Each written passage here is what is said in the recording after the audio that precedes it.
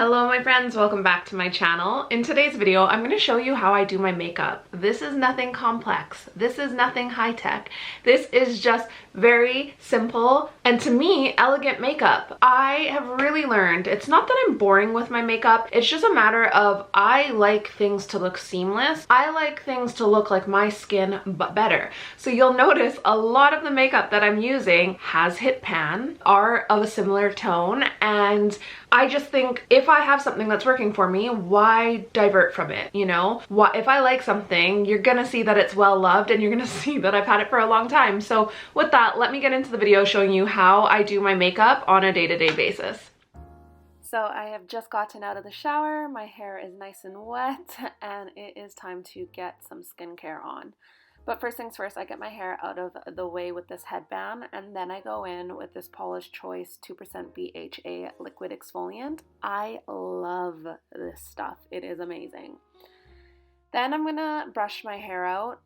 My hair is gonna be probably about 40% dry by the time I'm finished with my skincare and my makeup, so I like to make sure I get any tangles out. The next thing I'm going in with is actually just a sleeping gel cream from Bare Minerals.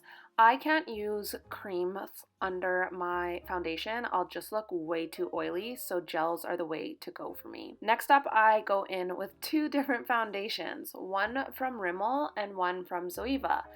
The Zoeva one is the darker orange color, and then the Rimmel one is the lighter color. During this time of year, I find that I always have to mix foundation shades, and this Rimmel one is really nice. It gives a nice radiance to it, and so it just kind of tones down the orangey tinge of the Zoeva one.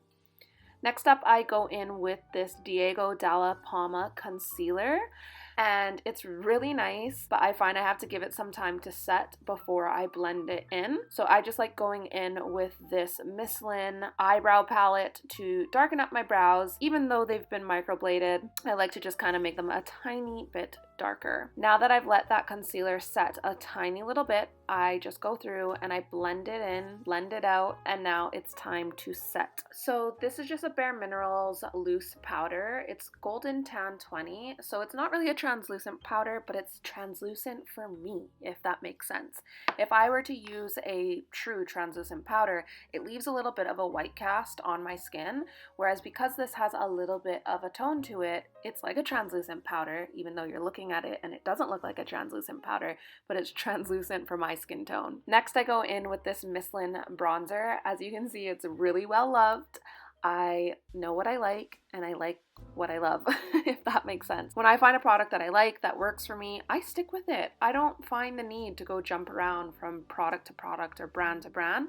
It's only when I am in the market to get something new, once one product finishes up, that I start to kind of explore and research and see what else is on the market. I like that this one just gives me a little bit of a glow and also helps me contour just the slightest bit and get some more definition back in my cheeks. And yeah, I just think it really does a nice job on my skin tone. So as I'm doing this, I will look for any harsh lines and then go through and blend out any harsh lines that I may see. And then I go in with my blush. As you can see, this is also very, very well loved. It's just a blush from MAC that I have had forever, and I used to think that it was too pinky and too rosy, but now I absolutely love it. As you can see, I have a very harsh line in my cheek area, so I'm just going through and blending it out because no harsh lines for me. Next, I'm going in with my very well-loved Becca highlighter. This is Champagne Pop. What a cult classic. And then I just put it on my cheekbones, my brow bones, a little bit on my nose, a little bit on my chin, but not one of those highlights where you can see it from space. I just don't think that that looks very elegant, so really it's all about buffing it in completely for me. Now I'm going in with this Becca palette. I think this was the Ombre Rouge palette. I love this palette. As you can see, I've hit pan on some of the colors on this as well. However, this kind of taupey shade I'm using, I just find that it is just really natural on my skin tone. Like, it's almost barely even there, but I find it just kind of gives me a softer, more romantic look.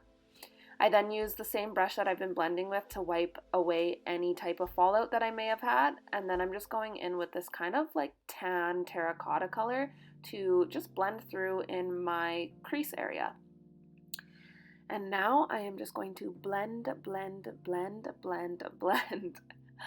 And when I can see that there's no harsh lines, that's when I'm done. So as you can see, you can't really see much of a tone or much of a color to this, but I like it. So now I'm going to use this Sigma Warm Neutrals palette, and there's just like a chocolatey brown color in there, and I just kind of carve out my lash line and a tiny bit of a wing. I don't really find wing liner very elegant. Equally, I don't think that when people use black on their winged eyeliner does it look very elegant either. So I just like going in with a chocolate brown and then taking a pencil brush and then just even buffing out that line that I just created. Next, I go in with this Diego Dalla Palma My Toy Boy mascara. I love this mascara. I don't think I've ever loved a mascara as much as I've loved this one. I find for the most part it gives me a good coating without being clumpy and gross. I do think that the container is quite large and a little bit unnecessary, but honestly, this mascara has lasted me so long. I love it. I am someone that typically gets lash extensions. I usually go for Russian volume and I keep them quite short, but as we're in a lockdown, mascara it is. Now I'm going to use this Antipodes lipstick. I'm going to have all of these things in the description box for you guys. I don't remember the names offhand, so bear with me. Just head to the description box if you are interested. And then equally, I'm just going to top off my lips with this Pixie kind of glitter color. It's not too glittery, but I just like placing it in the center of my lips. And now it's time to do my hair. As you can see, my hair is naturally curly, so with one quick flick of the Dyson Airwrap, we are all smoothed out and ready to go. And that's it, my friends. That is it. Super simple, right? For me, it's all about blending. It's all about making sure that my skin still looks like skin whilst trying to cover up any type of imperfections as much as possible. I've really noticed that there is a fine line between looking like cake face and making sure that your imperfections are covered up. This is one of the reasons why I really try to focus in on skincare, because for me, if my skin is looking good, then I can have more natural looking makeup, because to me, it does not look elegant, it does not look classy to have heavy, matte, contoured, dramatic eye makeup. You know, it's really interesting, and I think at the end of the day, if you've made it to the end of this video, elegance and femininity is like in the eye of the beholder, because there's some girls that I see talking about elegance and class here on YouTube, and I'm like, ooh, let's just like grab a little bit of this makeup down. But I'm sure people look at me in the same regard. They might not like something the way that I do it. That being said, I think one of the things that you will see consistently across the board is less is more. And I think that you can use a variety and an array of products, but a lot less of it. Anyways, I hope you enjoyed this video. Let me know, is there any more makeup-y type of videos that you want to see from me, or really anything else? Let me know in the comment section and I will definitely get that out for you. So thank you so much for watching. I hope to see you in the next one. Don't forget to subscribe to this channel. And yeah, I think that's it. Hope to see you in the next one.